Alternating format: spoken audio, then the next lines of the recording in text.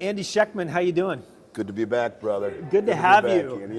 It's always easy to remember your name. You know, I don't know why. I can remember facts and figures and stuff, but names. But Yeah. for you, I'll never forget. Man. Well, I met your lovely wife the other day, and she is definitely your better half. She's 100%. Much she's prettier. Very sharp. Yeah. So every time I have you on, I really enjoy our talks, and it's a lot of great energy. But that's selling it wrong, if you would. It's not. It's great energy, but it's really great insight. Thank and you. I really want to see now. I guess we're having this build up here. We have. The BRICS, if you would, you explained to me and all of our viewers here 3 months ago how they're adding new members, if you would. We just had news just recently about Saudi really not doing business in different currencies, if you would, other than the dollar. Just give me a 30,000-foot view. Where are we now in regards to where we were on that journey 3 to 6 months ago? Because it does seem like it's progressing even faster. Yeah, that's the hallmark of this, Andy, is the acceleration of this group that's finding safety in numbers. There were 5 original BRICS members, of course: Brazil, Russia, India, China, South Africa, which became 10 with the addition of Saudi Arabia, Egypt, Iran, Ethiopia, and the United Arab Emirates. And then we were kind of in a holding pattern, at least in terms of who was going to join and what was going to change. But there were 200 meetings scheduled from January 1 of this year till the big meeting in October. And here we are, 3-4 months away from the big meeting in October in Russia, where lots will be announced. But there were 2 meetings recently, one in St. Petersburg, one in Novigrad, where a lot of developments came out. 3 things in particular really stick out to me. One, 59 countries have come out of the Novigrad meeting saying we're going to join, we're going to apply. And I don't know if that means they have already formally applied, but they said we are going to apply, 59. Now we don't know which nations they are. They, for whatever reason, keep this kind of close to the vest. And I like the way that they do things from a strategic standpoint. They tell us just enough, but not too much. 59 countries plan to join, but the real important things that came out of, I guess we could back up 1 second and say, before that happened, we had Saudi Arabia in June decide to not re-sign the exclusivity deal with the United States, the petrodollar deal, where some will tell you that they've had the ability to trade in other currencies for the last 50 years, but have chosen basically not to. Close to 95% of all oil sales since 1974 have settled in US dollars. Well, they said we're not going to sign that exclusivity deal this time, and while we're not dumping the dollar, we can trade wherever we want. Now, they told the folks that at the World Bank meeting last year in Davos, and well, that certainly raised some eyebrows, but the actual act of not signing it was big. So we'll go to the Novigrad meeting just a couple weeks ago, which coincided with the G7 meeting in Italy. And the Crown Prince was invited to the G7 meeting, and he said, busy, got other things going on, not going to make it. At the same time, he sent his financial delegates to, finance ministers and delegates to the meeting in Novigrad. Big deal.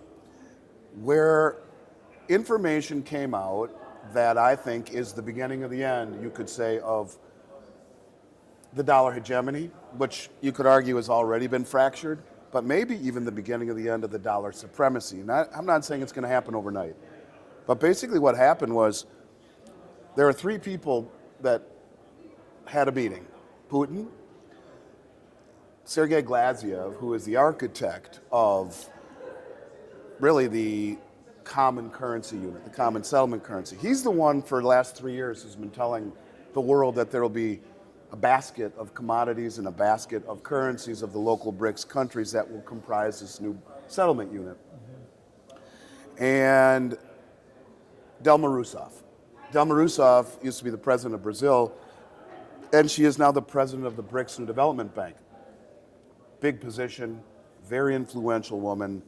The meeting, upon its conclusion, Dilma said, we have agreed in principle to Sergei Glazyev's plan of a new settlement unit called the Unit. And it will be traded over Project Enbridge. Now, let's start with Project Enbridge. Project Enbridge is a cross-border digital payment system that I've been talking about for over a year. The cross-border payment system sidesteps the SWIFT. It allows these countries to trade their local currencies with one another outside of the purview of the SWIFT. The inability, in fact, it even says, if you go to the BIS webpage, and the BIS is backing the development of the Project Enbridge, along with China, Hong Kong, Thailand, and United Arab Emirates. You go to the webpage, to the white paper on the BIS website, and it right away says it will prohibit the ability of a unipolar set of sanctions, a country's ability to sanction for whatever reason, the way that we have with the dollar. Big deal, right? And one of the things that we should highlight about Project Enbridge before we talk about the unit is that Saudi Arabia has become a full participant in Project Enbridge, along with the BIS, along with China, Hong Kong, Thailand, and UAE. There's about 20 or 30 countries, maybe 35, that have signed up as observers to Project Enbridge. It's one step away from becoming a full participant. It's important to note that the United States dollar is not what's the word I'm trying to say here? It is not compatible with Project Enbridge. So you have the largest, yes, you've got the largest producer of oil in the world who just joined the BRICS, joined the Shanghai Cooperation Organization, which is the largest regional military organization in the world, told the folks at the New Development Bank, or at the meeting in Davos, we're going to take other currencies, joined the New Development Bank, Saudi Arabia, and didn't sign the exclusivity deal that we are now a full member of the Project Enbridge, which is not dollar compatible, which Delma Rousseff said will be the platform by which the new BRICS settlement currency trades. You can see each and one of those things that I mentioned are big in and of themselves. Put them all together into a snowball and they become a whole lot more cohesive. And you can see how this is all developing, but the unit is something that is very, very, very, very interesting. And the unit, according to Delma Rousseff, which was agreed in principle, and they said we will have a special meeting in September in China to more or less discuss the unit with intentions of rolling it out at the big meeting in October. The unit will be a basket of 40% gold. Now, before I move forward, the BIS is behind this, right? Bank of International Settlements, the most powerful bank in the world. The central banker's central bank.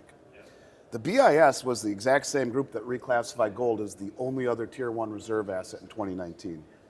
And it's interesting, I want to set the stage because I think it's important to see the progression.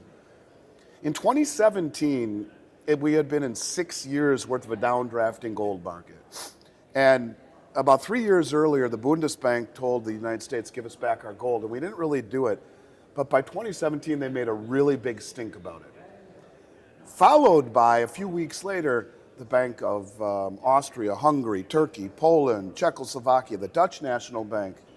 All of these banks said, give us back our gold, just like you're doing for the Bundesbank. Those banks, the next year in 2018, bought more gold as a group as they did in the previous 60 years combined. And then the next year, 2019, 100% more gold. Massive gold buying spree, repatriating their gold. Repatriating, let's remember that. Repatriating, buying spree, and then somehow, coincidentally, shockingly, the BIS said, oh, by the way, everyone, gold is now a Tier 1 asset. Right. So what I'm saying to you is that they were obviously clued in. Like, we're buddies, and I say to you, listen, here's what's going to happen. You're going to buy this, you're going to repatriate it, because in 3 years I'm going to make it really important. Okay, I'll do that. And then I tell the world, oh, it's really important. And just Andy happened to have been stockpiling and bringing it home. So let's just keep in mind that's how they do things. Let's go back to the present. BIS is part of Project Enbridge, right? So the white paper says on the unit that it'll be 40% gold instead of, as Sergei Glaziev originally said in his thesis, that it would be a basket of commodities. Right. Now, I think they decided that multiple commodities becomes too challenging to balance, and the shipping costs and all of the the problems associated with commodities, gold being the only other tier one asset in the world that all of the central banks have been massively buying, Right. makes more sense. Right. 60% a basket of local currencies. Now, before I say the kicker, which is really important, let's keep in mind that in the past 2.5 years, all of those banks that I mentioned, about 30 others have repatriated all of their gold, including recently Saudi Arabia, Egypt, and about 7 countries from Africa brought all their gold back from the New York Fed. The Bank of India bought 1.5 times the amount of gold they bought all of last year in the first 4 months of this year and brought it home, along with 100 metric tons they've been holding at the Bank of England since 1991. Now, the reason these countries would leave their gold at the Bank of England or the New York Fed was, of course, safe jurisdiction, rule of law, that old thing, but access to the LBMA and access to the COMEX. COMEX would be the Bank of New York, LBMA would be the Bank of England, everything's safe, everything's copacetic. Not anymore. With the weaponizing of the dollar and the treasury market, give us back our stuff. All right, so here's the kicker, right? We see all of these countries repatriating their gold. We see the central banks buying more than any time ever in central bank history, ever, in over 100 years, continuously. Biggest first quarter purchasing by central banks ever, 2024 quarter one, only surpassing 2023 quarter one as the previously biggest quarter ever by central banks, first quarter. You can see the trend, buy, bring it home, buy, bring it home, no counterparty risk. So in the white paper, it says that 40% gold and the 60% local currency will be created by all of the countries who adhere to the unit. The gold will be held within the borders of each country's sovereignty. So they don't have to send it to Shanghai and leave it there. They don't have to send it to Moscow. Each country In their own borders? in their own borders will hold their own gold. They will be put into an escrow account along with the currency, the 60% currency basket held in an escrow account, but really, really, really viciously audited, independently audited by independent auditors and very steep violations for not adhering to the protocol. Mm-hmm. So what it allows these countries to do is not send their gold off to someone else. And do you see the reason maybe why they're repatriating all their gold? Because this new unit, which will be traded on Project Enbridge, which is backed by the BIS, who classify gold as tier one.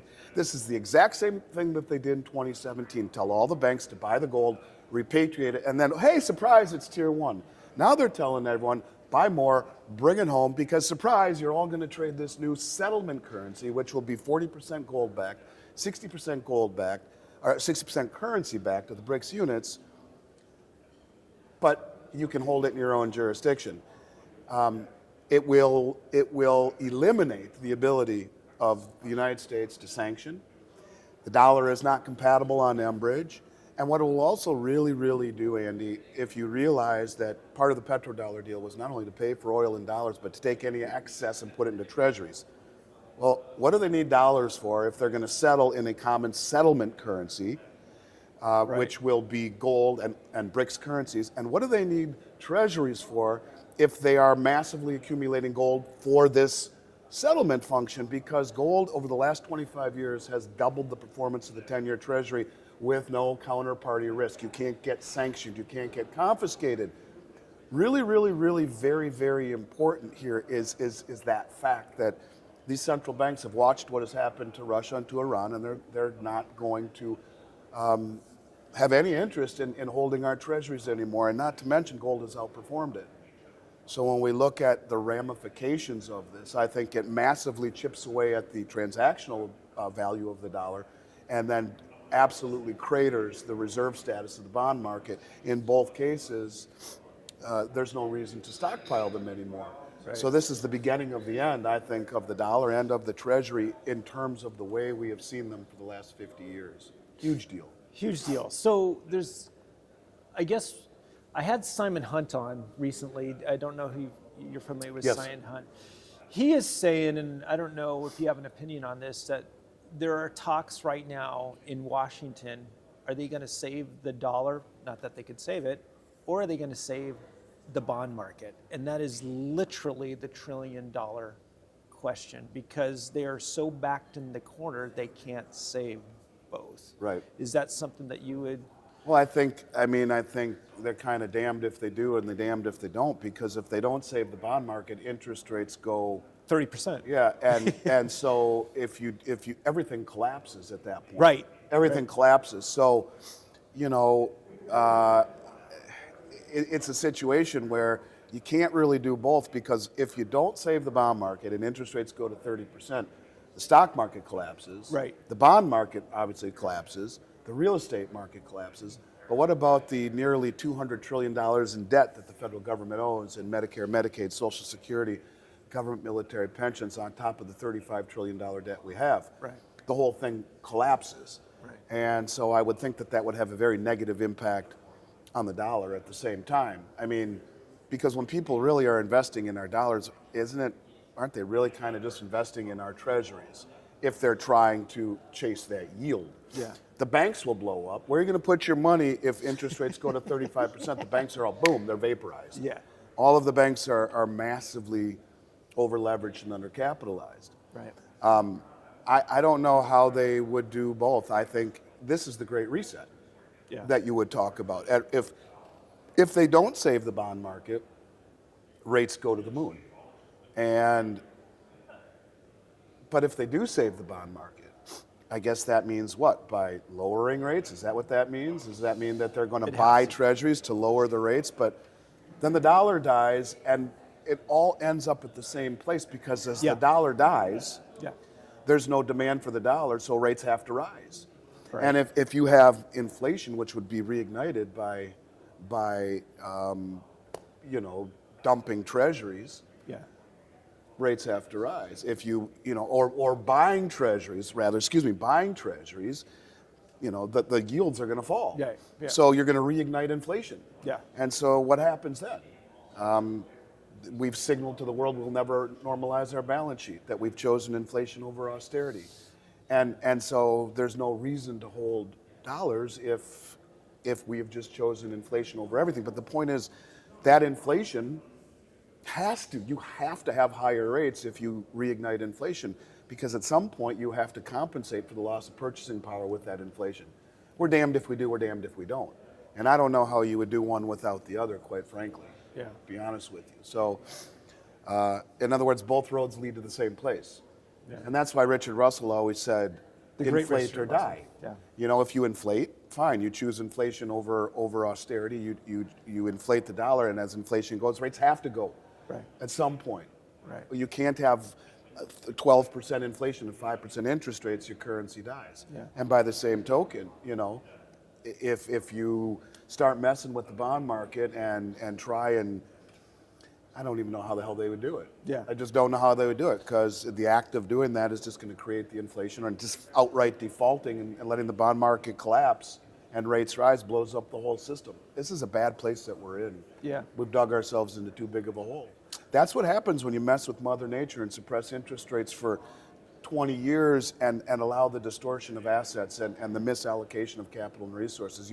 You're painted into a corner. Yeah. And I like Simon, but I can't see how either plan really works, because both roads lead to the same place. Inflation will buy him some more time, but it's going to piss off the rest of the world. Why sell your goods for a currency that's being inflated away? Yeah. So I had John Williams on, the great John Williams. Love him. Love him too. About a week ago. And you said 12% interest rates. He said, Andy, just according to his figures, he said, take what the rate of inflation is right now, and according to his numbers, which was I want to say 1984, tack on 8 to 9% of that. Yeah. That's the real rate of inflation. So that's where I'm assuming you're getting that number. Yeah, and I've been following him forever. And that's why, to think that there's only 3% inflation right now is foolhardy. It's foolish. Right. And that's why they lie about it. And they just, as an example, took coffee out of the CPI index, which was up 80% in the last year because of that, and they replaced it with something like tea. Right. So they keep lying about the inflation numbers. They strip out food, they strip out energy, they strip out housing, and they tell us that inflation's 3%. I just had 2 sandwiches, a beer, and a wine. My wife and I at the bar here was $111. Yeah. But there is no inflation here, at least in Florida. Man, I don't know how they do that. I really don't. And more realistically, I don't think it's really up to the Fed anymore. I don't think they can save it. I think it's up to the marketplace. Yeah. Because if the dollar loses its reserve status, if this new currency unit starts to take hold and starts to be the alternative in settlement to the U.S. dollar and the U.S. Treasury, then the world dumps dollars and dumps treasuries, which pushes rates up, which increases inflation. Right. Both at the same time. As those dollars hit our shore, there's way more dollars around the world. Remember, every country's had to stockpile them for 50 years to buy oil. That was the deal. Now they don't need to anymore, at least according to this, right. And according to the deal where Saudi says we'll sell for whatever we want. So if everyone dumps dollars and dumps treasuries because they can be weaponized, yeah. It leads to a very dark place where rates skyrocket based on the market, yeah. Not on power. Policy. Or power policy, yeah. And I've, in my speech today, said, is it too stupid to be stupid? Are they doing this purposely? Do they want to blow up the system? Because if that happens, you now have a villain to point to. Instead of inflate or default, it's those sons of bitches, Putin and Xi and OPEC and the BRICS, they did it to us. They dumped the dollars, treasuries, they dumped the treasuries, rates spiked and everything collapsed. Now we can roll out the CBDC and start over. And it's ironic that, you know, it's you have to think the lead economic advisor is advocating for this, Jared Bernstein. Right. The number 2, Lael Brainerd, is advocating for a central bank digital currency and actually developed it with MIT when she was at the Boston Fed. Yeah. So, you know, you have to wonder, is this stuff coincidental or not? But I would tell you, Andy, we've dug ourselves into a hole where I think if we actually try and choose inflation over austerity, we will end up at the exact same place and maybe faster than most people can imagine. Yeah, I would agree. Well, Andy, I can't thank you enough for coming on and having these conversations. These are the conversations that need to be had. I agree. We said before to each other that you really need to plan, and because hope is not a good strategy. No. Yeah, it's not a good strategy. What did Tyson say? Everyone's got a strategy till they get punched in the nose, right? That's right. That's right. Again, you know, I wish the message, Andy, was brighter, but the problem is that the media in the West doesn't do a poor job of telling us what's going on. They do no job of telling us what's going on. They create divisiveness, and you know, people won't get out of the way of what they don't see coming. This new settlement currency, if indeed it is ratified in October, with 59 countries that have formally said they want to join, it's the beginning of the end of the dollar. Yeah, it really is, and it may not happen overnight, but it will certainly start to accelerate. And the fact that gold will be part of it within the own borders, minting your own unit tokens, which will be the settlement status, where each one of these countries have their own monetary autonomy, their own monetary authority, not one central BRICS currency, but one central settlement currency. Everyone keeps their own currency, their own monetary policy, in charge of their own economics. Right. But gold has never been more important, ever, than right now, when you have the head of the New Development Bank say it in principle, we've agreed to this. The BIS saying it's tier 1, and all of these central banks buying it and bringing it home because the white paper says the gold will be held within the own borders. I mean, you can't make it up. So everything I said up until that point is all factual. Put it together. Is it going to happen? I don't know. Sure seems like it is. And if it does, things go from a slow trickle to a much faster pace to bang all at once. And you know, who knows how far away we are from that. But yeah, if you're not a contrarian right now, you're damn well destined to be a victim as far as I'm concerned. Yeah. Andy, you don't need this, but I want to absolutely give it to you. If people want to, I say you don't need it, you are huge, and you're probably the most respected dealer, coin dealer in the country. And if somebody wants to do business with you, how do they do that? You know, we keep our really attractive prices close to the vest. We only offer a very small ability to purchase online. Prices aren't as good as if they just send us an email at info@milesfranklin.com. Say Andy Millette sent me. Any questions you heard here, we'll answer for you. If you want to be contacted, put your phone number down, or if you just want to get our prices, our special prices for your listeners, just request the price sheet. We've been doing this for 34 years. We've never had a customer complaint and $10 billion in sales. Yeah. Try to find one, you won't. Something we're really proud of. especially in a federally non-regulated industry. We work hard at it, but that would be the best way to reach us, and especially if they come from your listeners, we'll make sure that they're given the white glove treatment. You have my word on that. I'm sure they would. Thank you so much, my friend. I do appreciate it, man. Yeah, you're welcome, brother. Thanks for having me. You bet.